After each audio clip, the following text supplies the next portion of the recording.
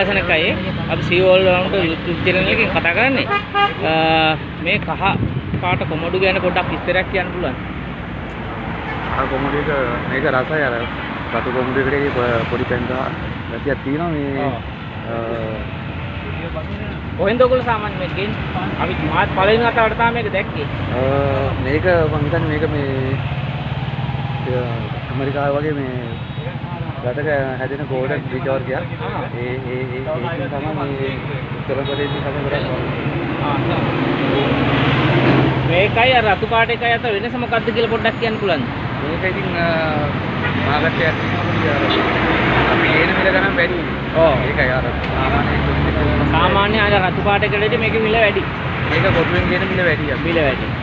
එතකොට මේකේ ගුණේ මොකක් හරි වෙනසක් තියෙනවද? නෑ ඉතින් අර ගුණ ඉතිරියක් නෑ.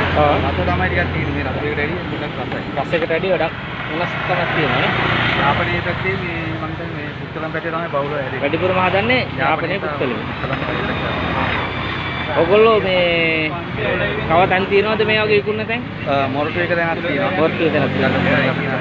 මේ විකුණන තැන කියන්න කැමතිද? පාර බෝග් කියන්න ඇවිල්ලා ගන්නවා. කඩුවෙල තැනක් තියෙනවා. කඩුවෙල තැනක් තියෙනවා. කඩුවෙල අඹතලේ. එතන ලොකුටම කරනවා. අඹතලේ හන්දිද? අඹතලේ හන්දි. අනිත් තැන මොරටු එක කරනවා.